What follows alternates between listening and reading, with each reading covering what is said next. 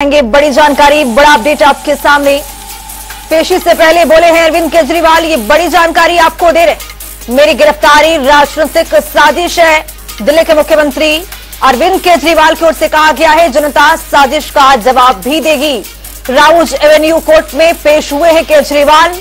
उससे पहले की ये बयान कई मायनों में महत्वपूर्ण रहने वाला है। ये बड़ी जानकारी आपको दे रहे। पेशी से पहले बोले अरविंद केजरीवाल, जनता साजिश का जवाब देगी। तो हमारे साथ हमारे समाचार संपादक वरुण गोयल जुड़ चुके हैं। वरुण गोयल जी, राउज एवेन्यू कोर्ट में पेशी से पहले एक बयान सामने आया है अरविंद केजरीवाल का, उसको आप कैसे देख रहे हैं? मैं उससे पहले बता दूं कि अदालत के अंदर अरविंद केजरीवाल खुद बोल रहे हैं। हालांकि जब उन्होंने बोलना शुरू किया तो कोर्ट ने कहा कि आप इसे राइटिंग में दीजिए, तो उन्होंने रिक्वेस्ट की कि मुझे बोलने दिया जाए।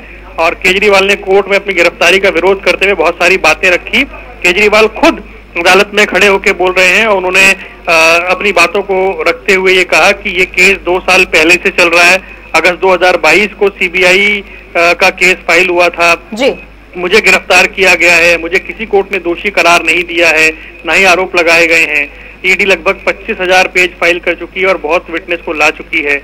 उसके बाद कोर्ट ने कहा कि आप राइटिंग में दीजिए, तो केजरीवाल ने कहा कि मुझे बोल लेने दीजिए। उसके बाद अरविंद केजरीवाल ने कहा कि मेरे घर पर ढेरों मंत्री आते हैं, वो आपस में खुसुर फुसुर करते हैं, डॉक्यूमेंट्स देते हैं।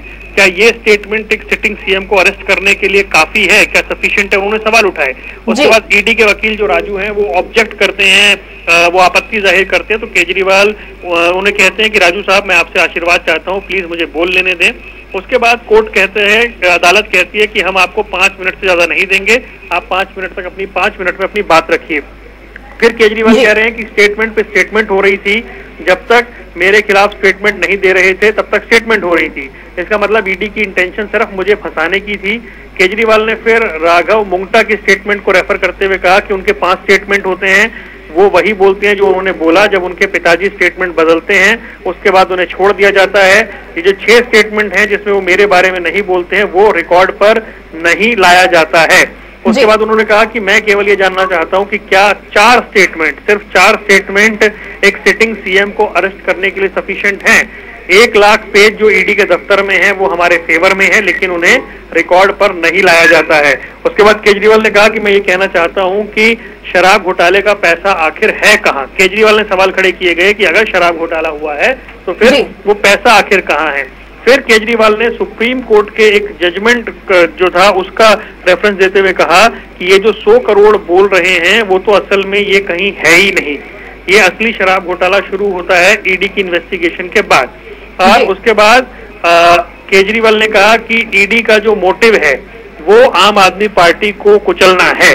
उन्होंने इस तरह के गंभीर आरोप ईडी पर लगाए हैं। उसके बाद ईडी के जो काउंसिल हैं, जो ईडी के वकील हैं, उन्होंने इस बात पर उन्होंने आपत्ति जाहिर की और कहा कि जो केजरीवाल हैं वो एलिगेशन लगा रहे हैं एक जांच एजेंसी के खिलाफ। फिर केजरीवाल कह रहे हैं कि शरद रेड्डी ने 55 करोड़ का डोनेशन बीजेपी को दिया, मेरे पास सबूत हैं कि रैकेट चल रहा है, मनी ट्रेल स्टैब्लिश हो रहा है, और 50 करोड़ रुपए जो हैं वो बीजेपी को दिए गए। अरविंद केजरीवाल ये बातें अदालत में कह रहे हैं। उन्होंने कहा कि उन्होंने अपनी गिरफ्तारी का विरोध करते हुए कहा कि दबाव में जो है ये बयान इस तरह के दिलवाए जा रहे हैं। तो अरविंद केजरीवाल अपनी बात रख रहे हैं और कह रहे हैं कि अब तक किसी कोर्ट ने मुझे दोषी नहीं माना है। ये बात उन्होंने अदालत में कही है। उन्होंने कहा कि इतनी लंबी 2 साल से चल रही जो ये पूरा मामला है, इसमें सिर्फ 4 बार मेरा नाम आया है। ईडी की मंशा मुझे गिरफ्तार करने की है। ये लोग आम आदमी पार्टी को कुचलना चाहते हैं, तोड़ना चाहते हैं। और ये सब बातें कहते हुए अरविंद केजरीवाल ने कोर्ट में अपनी गिरफ्तारी का विरोध किया और कहा कि मुझे किसी कोर्ट ने दोषी नहीं माना है, मुझे गिरफ्तार आखिर क्यों किया गया है। वरुण जी, एक सवाल ये भी कि जैसा आपने जिक्र किया है कि मनी लॉन्ड्रिंग केस में जो ये पूरे मामले में अरविंद केजरीवाल ने कहा है कि किसी तरह के पैसे नहीं मिले, घोटाले के पैसे आखिर गए कहां? उसी तरह से उनकी पत्नी एक संदेश जारी करते हुए उन्होंने भी कहा था, सुनीता केजरीवाल ने, कि मात्र ईडी को 73,000 रुपए मिले, इससे ज्यादा मिले ही नहीं, तो पैसे आखिर गए कहां? देखिए, अब अदालत के सामने क्या फैक्ट रखे जाते हैं खुशबू, वो बड़ा महत्वपूर्ण है, क्योंकि ईडी ने 7 दिन का रिमांड मांगा है और ये ईडी ने कहा है कि हमें और पूछताछ करनी है, कुछ और डॉक्यूमेंट को लेकर पूछताछ करनी है, आमने सामने बैठाकर पूछताछ करनी है। ये तमाम तरह की बातें जो है ईडी ने रखी हैं। इस ग्राउंड पर क्या ईडी को 7 दिन का रिमांड मिलेगा? लेकिन अरविंद केजरीवाल ने ये तक कह दिया कोर्ट में कि जितने दिन ईडी हमें रिमांड पर रखना चाहे हमें रख ले, हमें मंजूर है। वहीं जो अरविंद केजरीवाल के वकील हैं वो कह रहे हैं कि हम रिमांड को अपोज नहीं कर रहे, लेकिन क्या मनी ट्रायल एस्टैब्लिश हो रहा है उसे भी तो इन्वेस्टिगेट किया जाए कि वो पैसा आखिर, जिस पैसे की बात हो रही है वो पैसा आखिर है कहाँ। अरविंद केजरीवाल ने ये कह दिया है कि हम रिमांड का सामना करने को तैयार हैं, जितने दिन कोर्ट में हमें रिमांड में रखना चाहें रख ले। तो अरविंद केजरीवाल अदालत में खुद अपने बचाव में उतरे हैं और उन्होंने दलीलें रखी है। हालांकि एएसजी एडिशनल सॉलिसिटर जनरल जो हैं उन्होंने इस पर आपत्ति जाहिर की, लेकिन अरविंद केजरीवाल ने अपनी बात रखी है। कोर्ट ने उन्हें 5 मिनट का समय दिया अपनी बात रखने के लिए और वो ये कह रहे हैं कि ईडी जो है वो आम आदमी पार्टी को तोड़ना चाहती है, कुचलना चाहती है, ये बात उन्होंने कही है। और अंत में उन्होंने ये भी कहा कि हम तैयार हैं, जिस तरीके से हम तैयार हैं, जितना चाहें आप हमें रिमांड में रखना चाहें। तो कोर्ट में अभी इस तरह से जो बात है, जो अपनी दलीलें हैं वो रखी जा रही है, लेकिन अरविंद केजरीवाल खुद अपने बचाव में उतरे हैं, उन्होंने खुद जो है वो दलीलें रखी हैं, ये बात उन्होंने कही है। अब जो वकील हैं ईडी के वो अपनी बात रख रहे हैं और वो बता रहे हैं कि किन ग्राउंड्स पर जो है वो रिमांड चाहिए। और उन्होंने बताया है कि वो ये बता रहे हैं कि राजू जो है वो बता रहे हैं कि दिल्ली हाई कोर्ट के सामने भी ये सारे सबमिशन पहले रखे जा चुके हैं और ये तमाम बातें जो है वो हुई हैं। और पेपर्स की जो बात हो रही है उसको भी अब जो राजू हैं ईडी के वकील हैं वो कोर्ट के सामने दलीलें दे रहे हैं, क्योंकि यहाँ अभी जो स्थिति है वो ये कि 1 हफ्ते की रिमांड मांगी गई है और 1 हफ्ते की रिमांड मिलने का ग्राउंड क्या होना चाहिए उसको लेकर अब एएसजी जो है राजू वो क्या कुछ महत्वपूर्ण दलीलें रखते हैं, ये देखना बड़ा महत्वपूर्ण होगा। जी वरुण जी, एक सवाल अपने आप में ये भी कि दिल्ली के जो एलजी हैं बीके सक्सेना, उन्होंने कहा है कि मैं दिल्ली के लोगों को आश्वस्त करना चाहता हूं कि जेल से सरकार नहीं चलेगी। लगातार विपक्ष का इस तरह का बयान सामने आना, इसको कैसे देखा जाए? अब देखिए वो जैसे आज हाई कोर्ट ने कहा कि भाई ये एक संवैधानिक प्रक्रिया है, जैसे अगर संवैधानिक संकट आता है तो उसे एलजी देखेंगे और एलजी के बाद फिर राष्ट्रपति देखेंगे, वो एक अलग विषय है। क्योंकि अदालत में जब तक वो दोषी करार नहीं दिए जा सकते हैं ऐसी कोई संवैधानिक बाध्यता नहीं है कि वो उन्हें इस्तीफा देना पड़े। लेकिन बस राजनीतिक इतिहास ऐसा है कि किसी भी मुख्यमंत्री ने जेल से सरकार नहीं चलाई। संवैधानिक ऐसी कोई बाध्यता नहीं है कि वो जेल से सरकार ना चला सकें, क्योंकि वो दोषी करार नहीं दिए गए हैं, वो आरोपी हैं। तो ये एक पहलू है। वो एलजी ने अपना एक पक्ष रखा है, वो अभी अलग है, लेकिन अभी तो ये देखना है कि अरविंद केजरीवाल की जो रिमांड अवधि है वो आज खत्म होती है या फिर जो अरविंद केजरीवाल हैं वो यहाँ से घर जाते हैं या फिर ईडी जो उनकी रिमांड मांग रही है उतनी रिमांड वापस मिल पाती है। ईडी ऐसी कौन सी दलीलें रख पाएगी जिनसे जो कोर्ट है वो संतुष्ट हो पाए। तो अब क्योंकि अरविंद केजरीवाल ने अपनी बातें रख ली हैं, अरविंद केजरीवाल की बातें रखने के बाद अब जो ईडी के वकील हैं वो अपनी बातें रख रहे हैं और वो जो है वो अपने पॉइंट्स रख रहे हैं। उनका कहना है कि जो रेलेवेंट पेज हैं वो ईडी के पास हैं, ईडी कस्टडी में हैं और उन्हें कैसे पता कि ईडी के पास हैं, ये सब कल्पनाएं हैं। भाई अरविंद केजरीवाल कैसे कह सकते हैं कि हमारे फेवर के जो पेज हैं वो ईडी उन्हें रिकॉर्ड पर नहीं रख रही है। ये बातें राजू ने उठाई है और तो उन्होंने ये कहा कि भाई आप आम आदमी पार्टी के जो है इंचार्ज है अफेयर्स के, जो मामलों के अफेयर्स के, और जो जिस रिश्वत की रकम की बात हो रही है जिसका इस्तेमाल गोवा के चुनाव में किया गया उसके गवाह हमारे पास हैं कि पैसा साउथ ग्रुप के हवाले से आया था।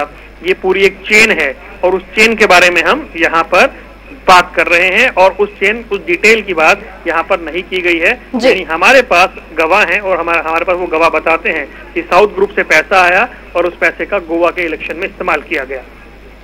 ईडी के दबाव में गवाहों ने अपने बयान बदले गए हैं, ये भी बात कह रहे हैं अरविंद केजरीवाल। ये तो बहुत बड़ी बात है वरुण गोयल जी अपने आप में। देखिए ये जो आरोप है वो ईडी पर, एजेंसी पर अरविंद केजरीवाल ने लगाया है, लेकिन अभी कुल मिलाकर बात दलीलों की है और किसकी दलील में कितना दम है और कौन सी दलील है जो कोर्ट को संतुष्ट कर पाती है वो है।